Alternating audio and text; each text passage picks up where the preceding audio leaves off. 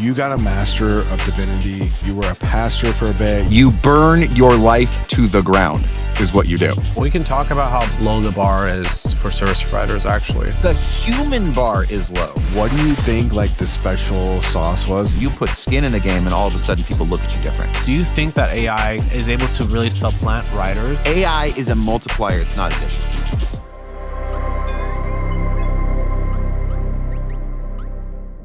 Editor's note, I don't know if you're going to want to do anything with this, but I wanted to say it out loud and have it on tape. I just finished reviewing another batch of shorts that Isaac's team, Content Forge, dropped. Crushed it. Like V1's A comment on one, and it was literally, I used DTC, not D2C. I was one. One was approved, and the third one, I don't even remember what the other comment was, but I was just like, yo, these MFers are dropping. It's so good. You edit all that out for run it as an ad or something, but it's for the operators. And dude, they're just killing it. That's crazy. We start the pod with a shout out. Wow. Dude, what a class act. No, I agree with you. Like I've been, the nice thing about me for this pod, dude, is I just show up and I just play around. Isaac's editors do everything. They're coming out with the thumbnails. They're coming out with the titles. I'm just leaving lazy criticism. Nah, I think that could be better. We can make it more clickbaity. And then they go back and they make it happen, dude. They're superstars, man. That team's great. It's neat working with professionals. You know, who knew? Yeah, and this is something that you say, Aaron, sometimes on Twitter. I think you very recently tweeted as well. The bar can be so low in this industry because it's such a fast growing industry. It's so fast money, people are jumping in and they're just around, but there is a very low bar. And if you're just doing what would be considered just the standard or the minimum in any other industry where you're editing for, it's insane for e-com. Well, we can That's talk crazy about, to go ahead. No, we can talk about how low the bar is for service providers, actually. I think that's a conversation piece in our space as well. It's bad, dude. It's bad. The human bar is low. The give a meter, and it's not generational. It's not age. I'm telling you, it's just, man, so few people do what they say they're going to do when they say they're going to do it, and then proactively tell you if 1 and 2 can't be met. That's dude, it's just bananas. The superpower, you want to get ahead anywhere in life, in relationships, it's consistency. It all comes down to, and I know, Isaac, you've talked about this too. You've talked about this in the relationship front, having a reputation, not of yourself, but just in general, that it's dude, you put one foot in front of the next and do those 3 things day over day over day over day, and you wallop 99% of everybody else. That's the cheat code. Amen, man. I mean, look, it's one foot in front of the other. It's caring. It's just showing up and staying, it's having pride in your work. But Zane, why don't we jump to the intro? I think everyone listening will know Aaron, but Zane likes to do our intros. 100%, dude. I think everybody in this space knows Aaron. Aaron, you have a really, Isaac was saying, you have a really storied history. You are Chief Content Officer of the Operators, former Editor-in-Chief of Shopify in the OG days when Shopify was not the behemoth that it is now. You were VP of Common Thread Collective, aka CTC, aka the DTC Illuminati. You were VP of Vermont. You might actually even know what it does. You have been around for a long time. Super excited to have you on. You are the man behind the curtain for a lot of literally the top podcasts in the e-commerce space right now. Super excited to have you on, man. Thanks for joining us. Man, what an illustrious, I need to wake up to that every morning. Just get myself amped. I'll tell you. The editor will make it short for you. They're good at it. Snippet as an alarm clock. You stuck everything I've done over the last 13 years in a 15-second clip. I look really impressive. Dude, but that's not even it. I was looking through your LinkedIn. Your background is super, super cool. And I honestly be down to start all the way back. You got a master of divinity. You were a pastor for a bit. You were a chaplain. He was in the army. To hear just how has that shaped your worldview? You kind of started off with this, and it depends on how it's edited, but the bar about humans doing what you say you're going to do, and just honestly being a good person first, and then being like someone in business like second. How was that experience like shaping your worldview? How do you think that impacts like your role and like how you perform in e-commerce now? Well, speaking about caring, like the very fact that you went and did that, it's even that what you did right there is rare. That people actually like go 2 scrolls down on LinkedIn to say like, "Hey, you've got this." So one, I appreciate that.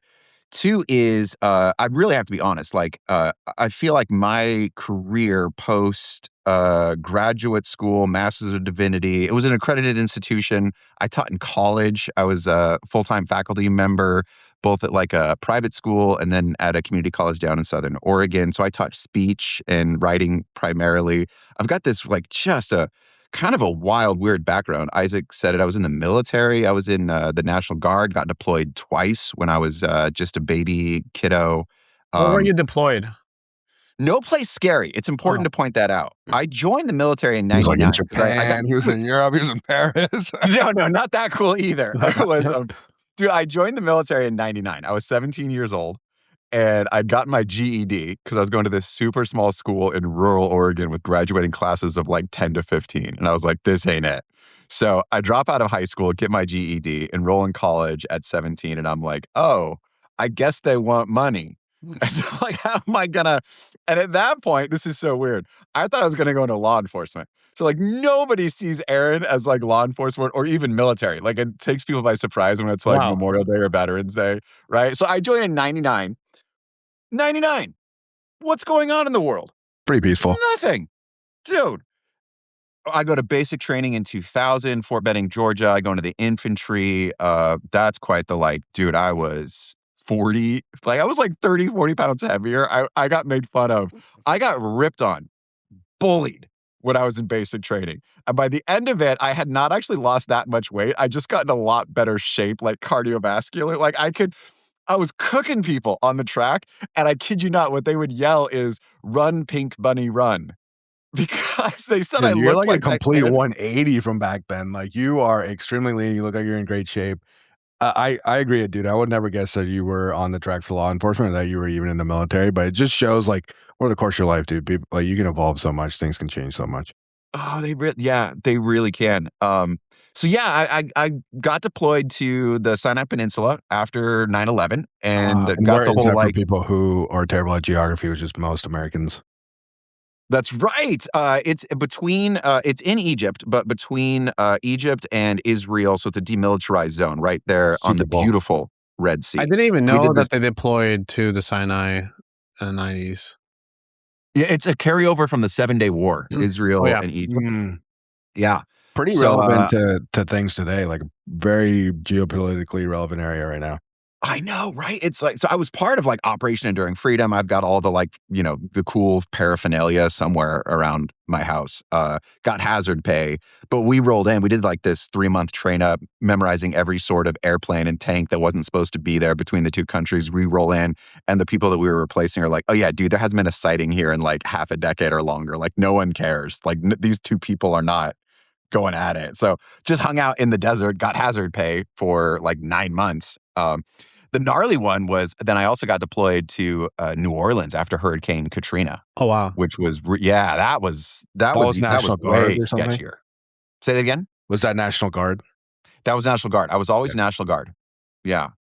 So we rolled in there like 24, 48 after the levees broke.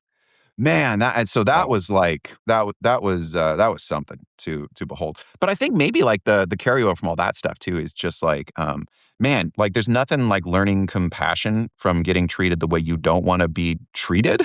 Yeah. Like yeah, like I really like it was I had some like baggage for quite a while mean, from feeling like I didn't You fit you in weren't just that like world. you weren't just in a National Guard, like, you were, like, a second lieutenant. Like, you were in there for a while. Like, this was a career. Yeah. That was I so then I went to seminary and I was still in the National Guard, and so I got my commission as a second lieutenant. I became an officer. I was a chaplain candidate. And that was a whole nother switch in my life, realizing I'm not going into like military or law enforcement, but thinking I wanted to be wanting to be. I was like, this is it. This is Aaron's jam. Aaron's going to be a pastor.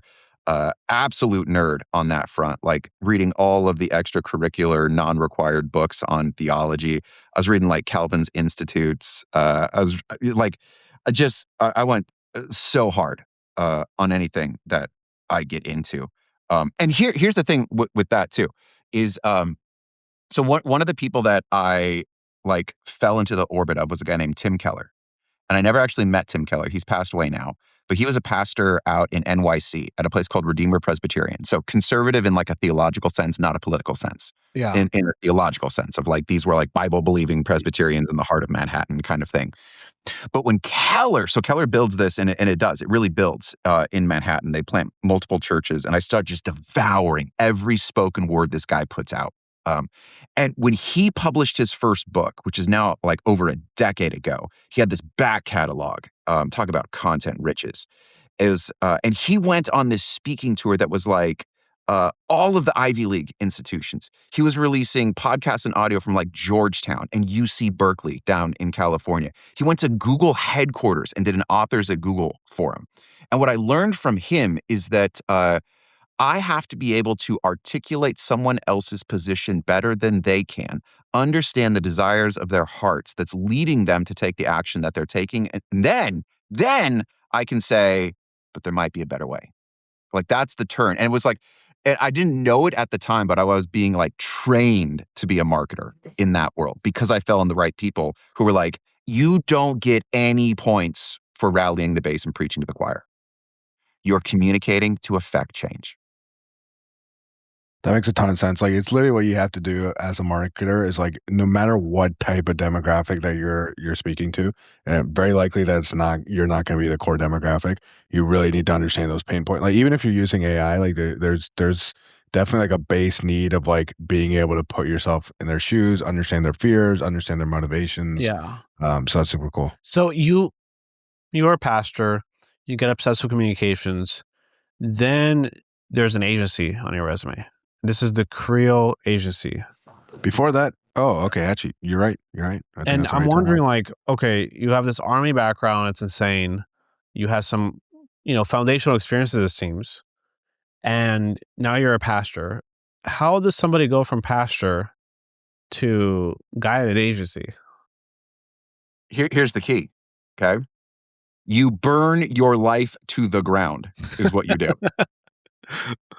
And I very successfully, over about a 2 to 3 year period, torched the MFer. Yeah, like this event came into my life like a wrecking ball that I was not responsible to begin with. And my response to that was, I'm going to get incredibly resentful, incredibly hard. I'm going to start drinking and abusing opioids. Like, dude, it was just, I was like 26, 27, and I flipped the switch because Would you say you hit like rock bottom? Oh, like in every freaking cliche of the term, yes. And it was because I got handed what I thought was a raw deal. I would have spoken and been so articulate about what grace means. The grace is one-way love. Grace is love that's coming at you that has nothing to do with you and has everything to do with the lover, not the person being loved. And yet, dude, when it didn't go my way, I revolted.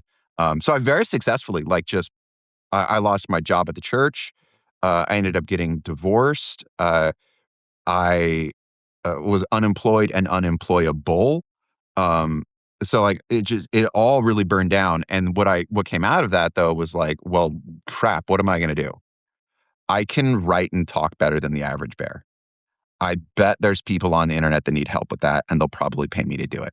And so that was like the second or third life that came out of that absolute rubble 13 years ago now.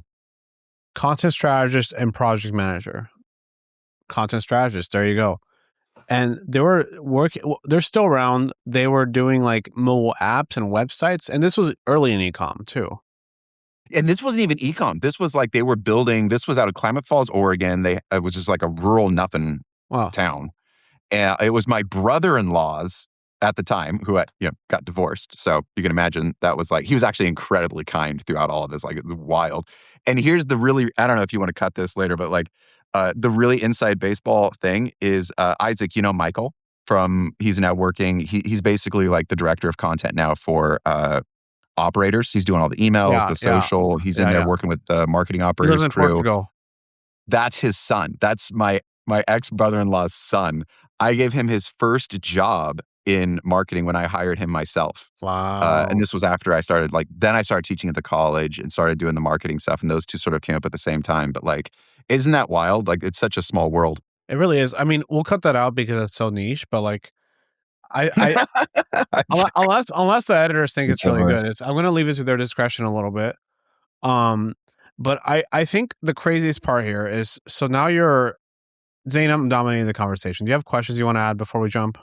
No, dude, I think that is super cool. Like it's really interesting that you like of everything, like the internet was like not huge back then where like everybody was like, "Oh, this is the It's best crazy we say opportunity that. Like, that that was just yeah, 2010. Like, it's 2010, but it's not like people are like, "Oh man, like if I want to take a bet right now, it's going to be like on the internet." You went from doing something completely different to being like, "Oh, okay, there are people on the internet that could use this skill set that I have," which you're an excellent communicator, like you can tell from this podcast. But knowing that like, okay, let me do this on a digital front instead of like what I was doing before that was like nowhere near related to like digital marketing. Well, and it's back up against the wall. I mean, that's really what it is. It's ignorant and desperate are like the two crucial ingredients to start a career or start anything. You have to be ignorant because if you knew what you knew, you would realize how hard it's going to be. And you have to be desperate to just grind. So this was this was that 13 years ago when everything finally burned down. And I threw up a website. I literally built it on Wix the first time. It was before Wix even had a blog platform. So I faked blogs using pages on Wix to make it look like. And then I just started reverse engineering and cold pitching full, complete articles to every publisher under the sun. I went after Entrepreneur and Fast Company, Business Insider. I eventually wrote for New York Times. Like it was like that was over a long period of time. But like I just went bananas with who's gonna trust me? Well, nobody. So let me get as many logos onto this site as I can to make it look like I'm somebody. So I would like unlock one, maybe do a second at that one place, then onto the next publisher, onto the next publisher, onto the next publisher. So I could get that logo bar up of like, oh, he's written for all of these.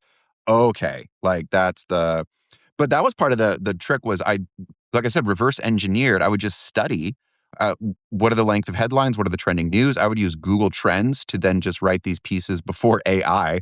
Like the very first thing I ever had published was on Entrepreneur, and it was the Mindy Kaling Guide to Entrepreneurial Domination.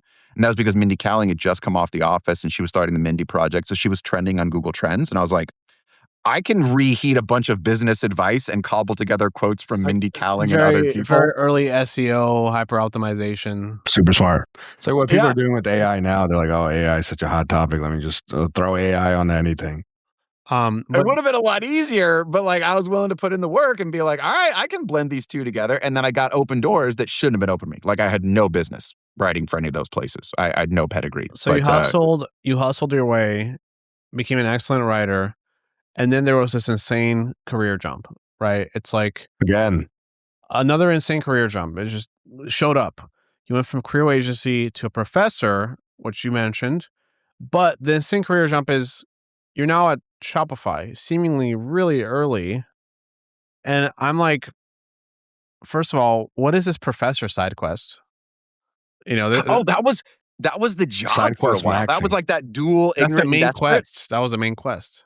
It was like they both sort of came up at the same time. Marketing Aaron and Professor Aaron both got clicked into gear that 13-year mark ago, and they grew. And eventually, like the marketing side of things was like, oh, I can make a lot more money at this. So like, I left behind the teacher stuff, which some days I still miss, and I think it carries over in just the way I communicate. But the Shopify thing, I've just fallen backwards. I have fallen backwards into every career jump. Like I love the way you just described it right there. What that was is one of the places that I wrote for was called Conversion XL, which is now CXL. It's owned by Pep Lejean, who's out of Austin. He now runs Winter with a Y, WY, Winter branding agency and platform. I wrote a piece for Conversion XL, very niche blog, long form kind of thing. And I had this program I used to use that would scrape every name that was mentioned in it, try to find their Twitter handle, and then I would drip out at so-and-so, I included you in my most recent blank piece. And so I would like hit those out like about like every 2 hours or something like that using Buffer back in the day. And I just happened to at this guy named Tommy Walker, who used to be the editor-in-chief at Conversion XL. He had just been hired by this company called Shopify to help them launch Shopify Plus. And he saw that, wrote me back, and that's how everything like took off. And from there. For Shopify is context, this is stuck. 2015. Say it again. 2015 is when you started at Shopify.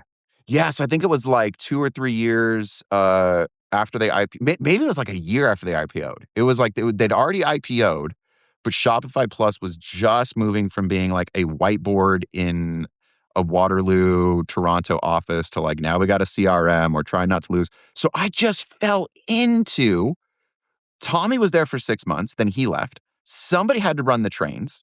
And again, it was one of those like, I can just write and I can schedule things and I can put together webinars and like, I'll do the case studies. So I just fell into like this whole D2C V1 class, like all the bangers that grew up out of Shopify and Shopify Plus in those early days. It was just like, I was the guy in the room. What was the vibe at Shopify at this time? It was really interesting being a part of Shopify Plus because the reason I had such an opportunity when I was there was it was the first time they were ever offering something you couldn't just go buy online. You had to talk to a salesperson. And the deals they were pursuing were much larger. So like and early so enterprise days for them. it was very much so. Yeah, almost like the quote unquote or enterprise with lowercase e kind of idea where like then you get into real enterprise and you're like, oh, I get it now. Like 1 billion and plus is Yeah. real enterprise. But at the time it felt like, big girls, big boys kind of stuff. But I'm so OG too. Dude, I literally wrote the pieces on the Shopify Plus website that were like why you can trust the cloud. What is SaaS? Versus on-premise, like software as service. I was like having to write about like why you could trust it instead of owning the server. You're working on in your basement. foundational communication for the internet almost, like, or commerce on the internet specifically. Yeah. And one of the things that stuck out to me is Shopify is just kind of stuck for you. Like that seems to have been the role where it's like, oh, now I'm in this career. Whereas before that, like the pattern was you kind of hop around. I mean, you were in the army for a long time, don't get me wrong, but you would hop around. And I'm curious to ask why, like when you got into Shopify, it finally stuck and I am going to focus on e-com content now. What happened then? Tommy Walker was one of 2 people who were most formative. It comes down to humans. Tommy Walker he built me up and trained me more than anyone up to that point. And he invested in me. And there were times where he would give me assignments for these very like quote unquote enterprise topics in e-commerce. And I remember there was one in particular on like personalization or segments. And I put the whole thing together and he wrote me this, no, we were in New York because he took me out to like conferences and we'd go study Robert McKee's Story. He's like a goat in screenplay, the book Story by Robert McKee. And he would do these like 2-day seminars. And I remember being at that seminar on the second day, we're in New York City. And he's like, listen, what you turned in is good. You're actually misusing the main term inside of it. You were not talking about personalization in this piece. You were talking about segmentation. I can't run it. And what's But the here's difference? what I want you to do. Hold on, what's the difference? I'm curious. This is long enough ago that I don't really remember. I just remember it was like, it was the nuance of those 2 things where I was like, segmentation is how do we build audiences en masse that are at least, 5 to a few thousand plus, or personalization was those early days of getting into things like purchase behavior, site browsing, previous order history. I don't know, something where it was like there was enough nuance that I missed. He's like, I can't run this. I'm like, ugh, like that's tough to hear. Like you turn this thing in, I can't use it. Here's what I want you to do. When you get back home, you need to dig into the difference between those 2 things. But what is really important, what I want you to do is I want you to find the emotional resonance that's in it. Create a list of problems that business owners, that the e-com SMBs that we're focused on are facing that they don't know this is the answer to. And you've got to bring that problem to life and then make the turn into, but if you're able to personalize or whatever it's like that turn of this is what solves it. And that was a powerful lesson on those two. And so it was one of those things of like, I just got into it because I had somebody holding me accountable and my feet to the fire to get really, really good and specific about it. So I had to learn it.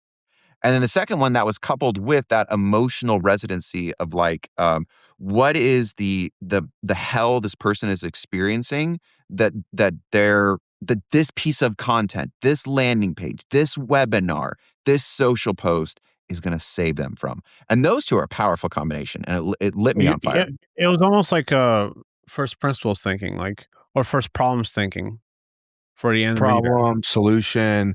That's like the core of marketing, which I think is really cool. What I also like that what you said is like what stuck you to Shopify was not like the company Shopify, like the mission, which we're probably all great too.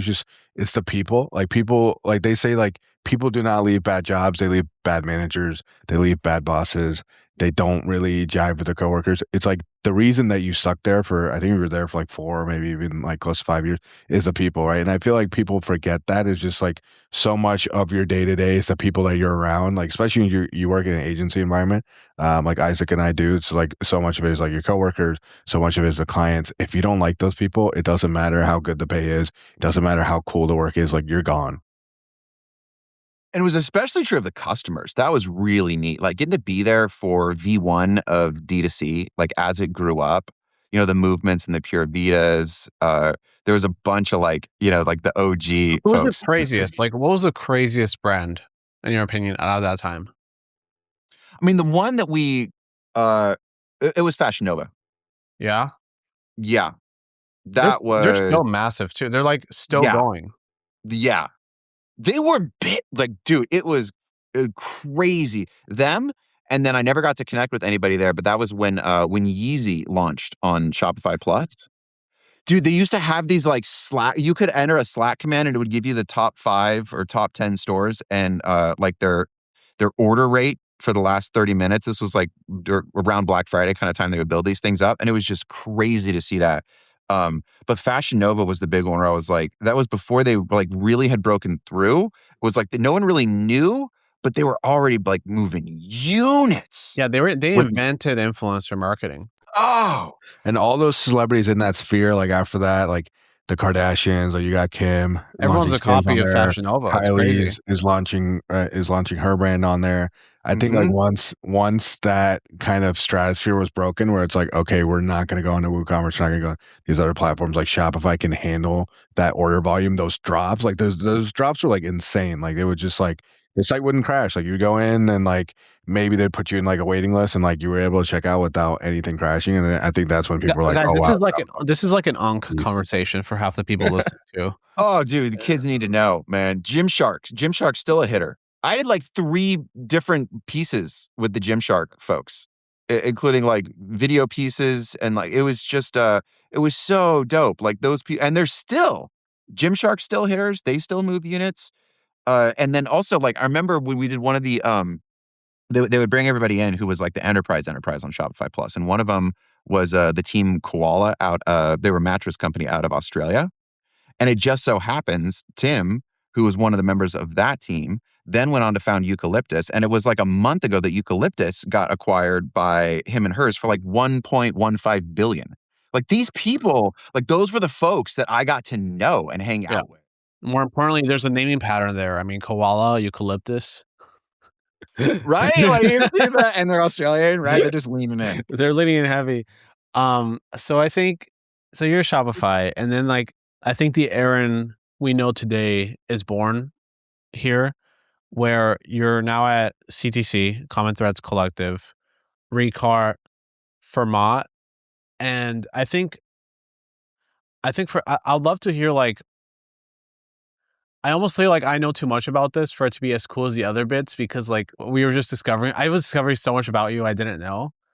But like, if you could spare us, Zane, do you have any specific questions about these? Yeah, I think CTC and like it is one of those organizations where there's so many cool alumni coming out of there. What do you think like the special sauce was that like So many great people on D2C Twitter have been a part of it or are a part of it. There's people like Taylor who are still doing amazing things. What it was like that experience, like growing up and building CTC into like what what it is now. Obviously, like after you left and it's continuing to grow. Shopify was my high school, college, and CTC, getting in with those people. Taylor Holiday is the reason. Now, Andrew Ferris, I'd say, is like a really close second because he was already running 4x400, which was their holding company for D2C brands. He was the president of 4x400, CEO then after that. And so, like, those two gentlemen, like, Taylor was already sort of like coming up a bit when I got connected with CTC, and they just came into my DMs. It was Taylor coming into my DMs, and I did a piece when I was at Shopify Plus with On Andrew Ferris, Twitter? and I was like, what's that? This was Twitter? No, it was LinkedIn of all places. It was a LinkedIn DM. Okay. Uh-oh.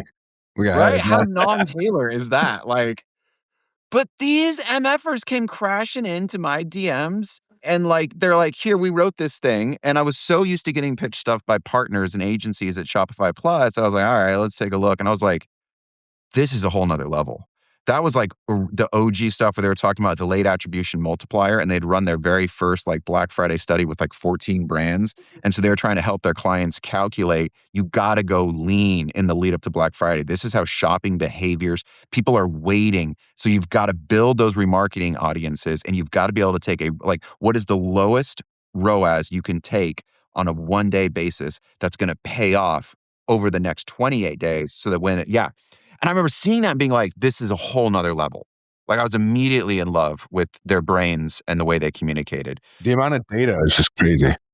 Dude, and this is why I mentioned they had like 14 brands in it. And they were almost a little bit like, we've got a spreadsheet, there's 14 brands in it. So like, this was so like old, like, dude, I was there. I was there running when COVID happened. Like, the birth of the D2C Index and the data newsletter was us in February, March of 2020. I just come on as VP of marketing, their first like real marketing hire.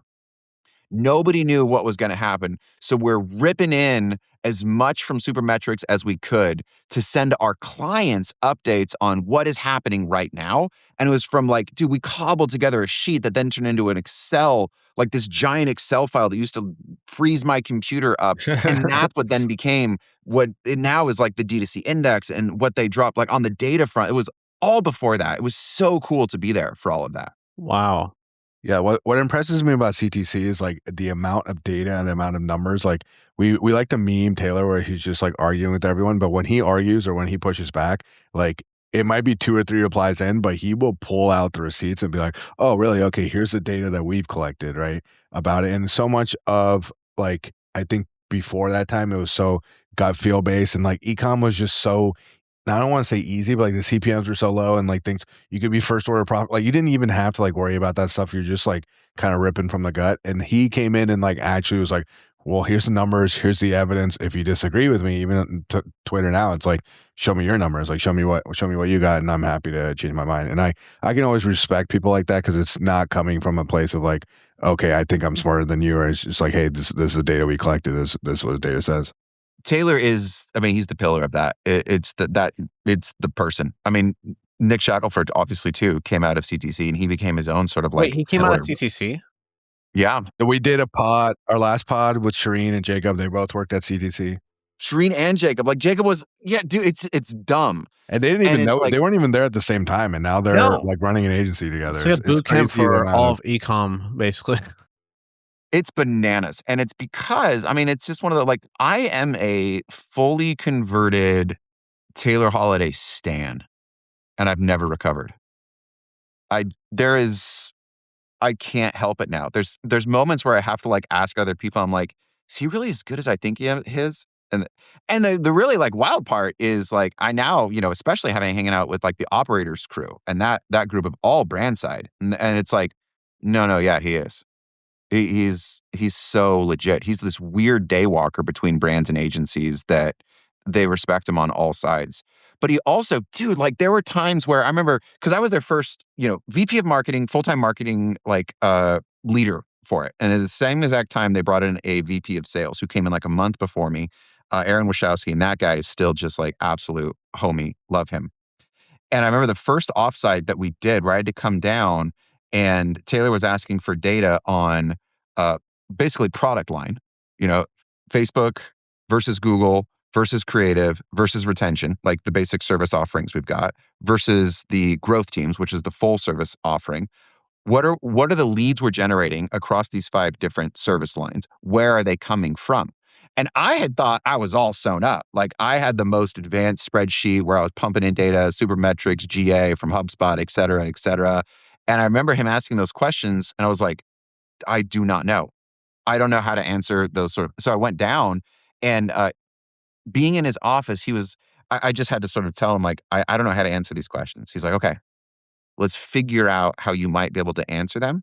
And then it was kind of like that thing with Tommy where he's like, I can't do this. I can't run this. You're wrong. No one ever lowered the standard, but they then pushed me into let's try to figure out how to find those answers. Where could we find those answers? And then go forth and start. And there's such an amazing kindness without lowering the bar or making you embarrassed or feel shameful when like at that point I had failed at something that was central to my job. And that's just one of so many illustrations of like Taylor on both sides, the brain and the heart. So it was a real environment for mentoring, nurturing, and then this is when I met you, head of marketing, Recart. I have a question real quick before we move on. So you kind of mentioned briefly, like there was also a brand portfolio in CTC. I think Taylor and Ferris have talked a little bit about it in terms of like what made it successful, what made it not successful, their learnings. Now you'll see a lot of agency owners and just like people also like just they'll be like needling agency owners. Yeah, Like if you're CTC so is good always at that, early. CTC is always early. it's always learning things like very much in advance. They'll needle agency owners and be like, oh, why don't you do your own brand? Or agency owners will be like, a lot of times they'll do agency for 3 or 4 years and they're like, this client's not listening. And like, I have all these ideas. They decide to launch a brand. Having seen how that went and in terms of like the resources required, the attention required, how it did, what are your thoughts on that? You've seen so many agencies, you've seen so many brands succeed, not succeed. When does it work? When does it doesn't work? It very rarely works. And Taylor's been incredibly honest about this, and so is Taylor, that it was actually a legitimate mismanagement of resources to devote to building, growing. They've tried to launch one brand before I came on board that they started from scratch. That went incredibly terrible. So then they were like, let's acquire brands and grow them. And Taylor and Andrew have both been really honest about like that was a mismanagement of resources. That Taylor took his best person, Andrew Ferris, and took him out of the thing that was going to make them the most money and that could grow the most. Now, it's really sexy, and you hear the outliers. Like Shackelford has done this with Breeze. Homestead, Zach Stuck. Zach is, but it's very much an outlier to do that. Now, the unfair advantage on the flip side of that I had as a marketer, and I think the advantage that it actually gives to you as an agency is you put skin in the game, and all of a sudden people look at you different. The people you're trying to sell to, you get there's less of a divide because of that. And it really, that for on the marketing side especially, the fact that I had like 5 brands to pull from that we could do case studies on, we could reveal data about. That was the impetus behind Andrew Ferris starting the e-commerce playbook podcast, which grew out of CTC. Where like I was like, dude, here's the jam. This is what you're gonna do every week. You're gonna go into the booth and you're gonna bleed on the mic. I mean, those were the words I gave him. Dude, I love that. Because no one else can share the bad stuff. I think we have that. It's like sharpening your knife. Like I think I want to say start a holdco. I think starting a holdco is crazy because holdcos are so That's hard. a lot. That's a and lot. they don't really work. I mean, I know like Yeah. there's a few people I know I can count on my fingers that have pulled it off well. Yeah.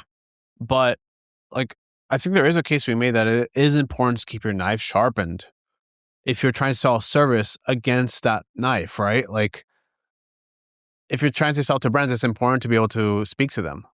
It is. And I wonder if the authority that someone like Taylor has wouldn't exist without having had that as part of the background, like really putting skin in the game. But he also came from the brand side before that. Like, he came up through the Kalo, the silicone wedding rings, like OG back in the day when that was just blowing up, power bands, that kind of stuff too. So So I met you, and this was when you were at Recard. I think we met in person for the first time in LA at what is that event? You know the one. I do. I do. I remember that one because that was the Carly Craig, who I got mad love for.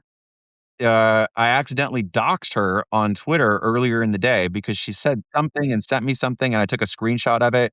Oh, yeah. It was because she'd got my number the night before, and so she texted me this, like, joke message about, something to do with cats, and if you like cat memes, A, for, the white cat, and B, for the Milan like, there was some, like, weird, like, I didn't know who it was, so I took a screenshot of it, and I sent it out onto Twitter, and then I ran into her at the event where I met you, and I was mortified.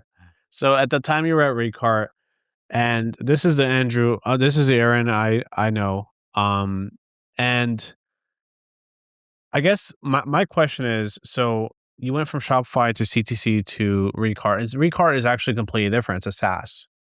So this was actually, if you look closely, this is, you guessed it, another career pivot. Um, and I also think a lot of your B2B present day stuff, which is more like B2B content heavy, might have started at Shopify, but maybe it seems like Recart was really where it needed to get sharpened a lot more. Is that like a correct read? Shopify is where I built long form SEO dominating and yet helpful chops, and then honed those at CTC. So at CTC, what we ended up doing over like a 2-3 year period was we did every industry report under the sun, optimized to the hilt for SEO, but incredibly practical and helpful. So we just traffic on ourselves. So we built this like giant email list and eventually ended up just having to sell sponsorships for it because we couldn't service the number of people that were on it, nor Wow. were they all necessarily good fits.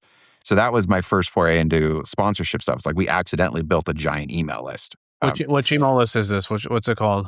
For a Common Thread Collective, Oh, it's both of their email lists. They're also still it's like selling. just their brand email list. Mm-hmm. That's They not. they yeah, they're still cooking with it. How many Uh, emails do you think you hit while you guys were there? How big did the list get? it was around 50K by the time I left, and it just kept naturally building. Damn. Wow.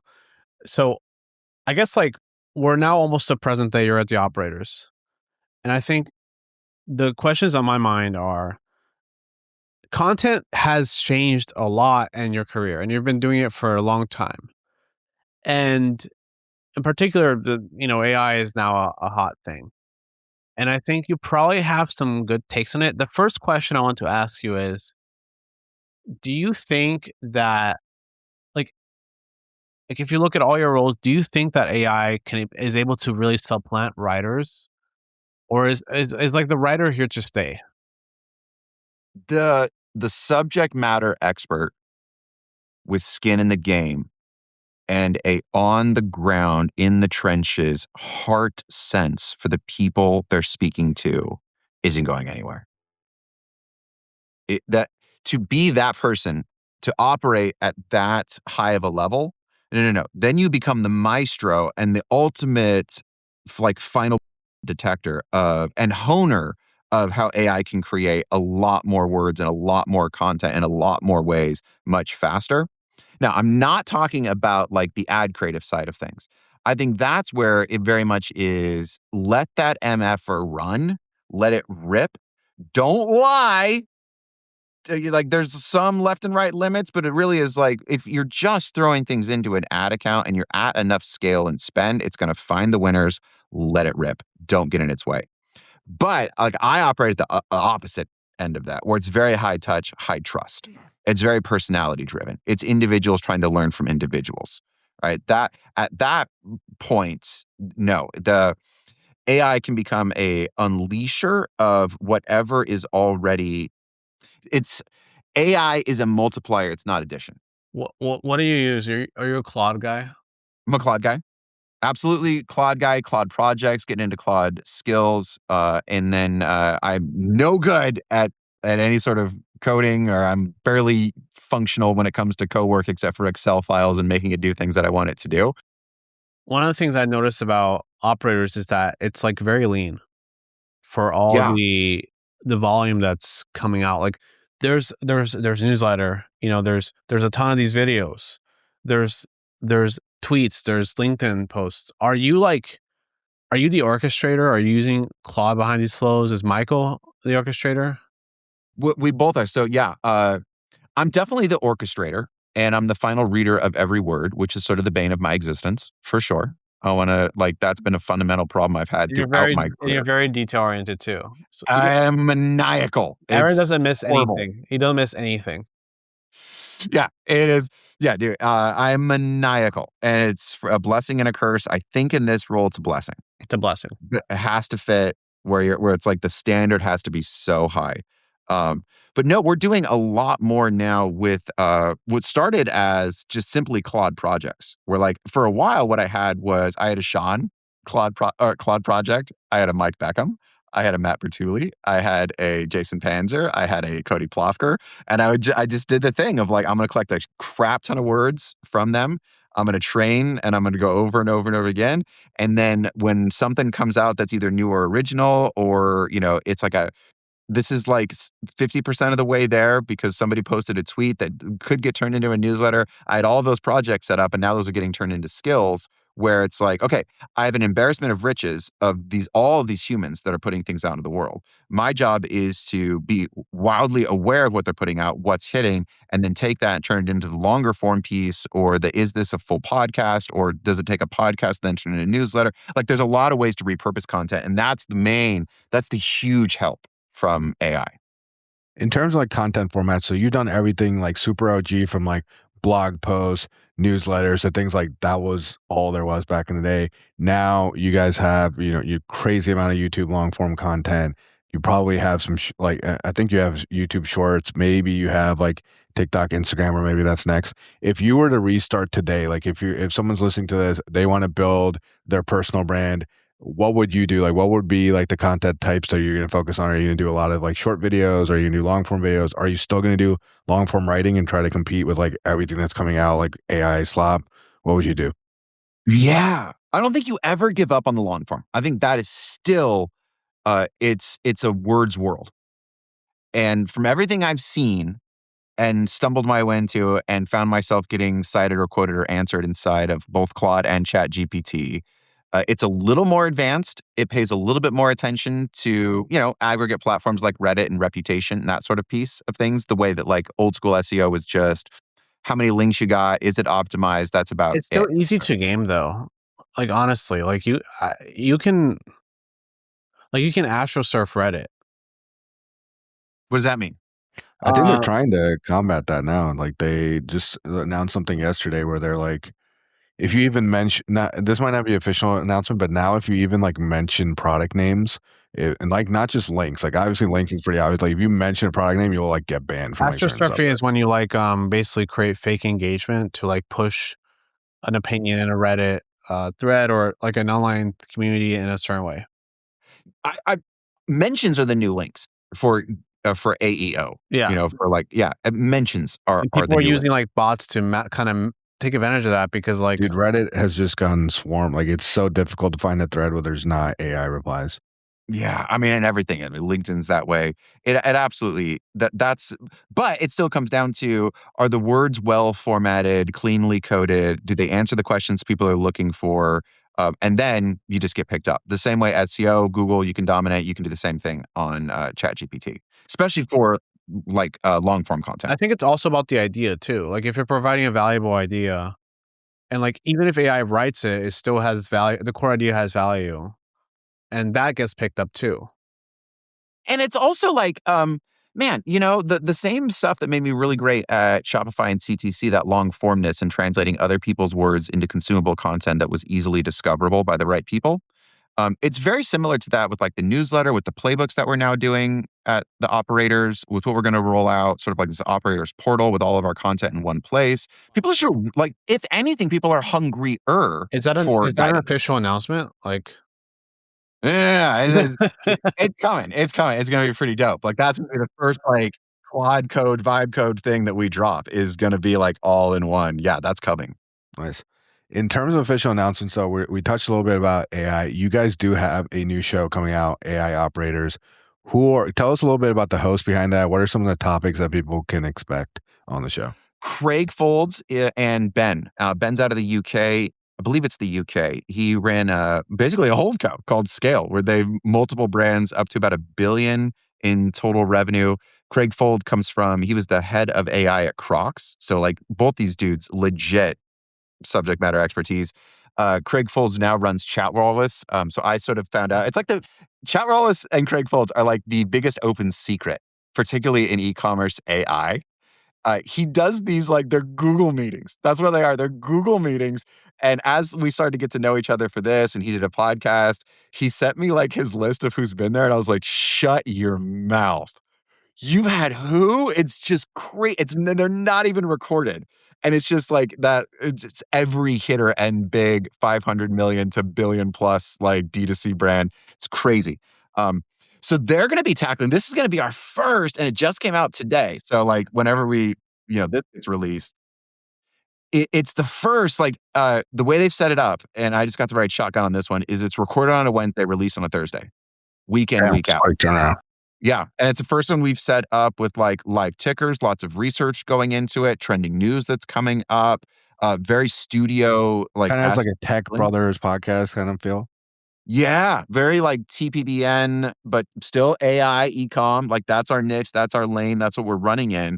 So it's going to be a very fast turnaround, a lot more, and as the nature of it should be, because it does a lot changes quickly over time and new release. So it's got to be fresh, and that's super excited about just the quality and the caliber of those two humans. And the idea that like operators can now have a voice at the forefront using the voices that are at the forefront. That's been our secret sauce. And to keep that going is a really big deal. I think like there's this interesting thesis about maybe like call it niche maxing or like going hard on like your lane, you know? And I think the operators is one of the greatest examples of that in media. Like Tech Brothers is another one where like you're just producing media for like a few thousand people really. But those are like very heavy hitters, very high value to the right audience. And it's like, so is the AI, is the AI podcast the same thesis? Like you're building it for like the same people? Is it a different group of people?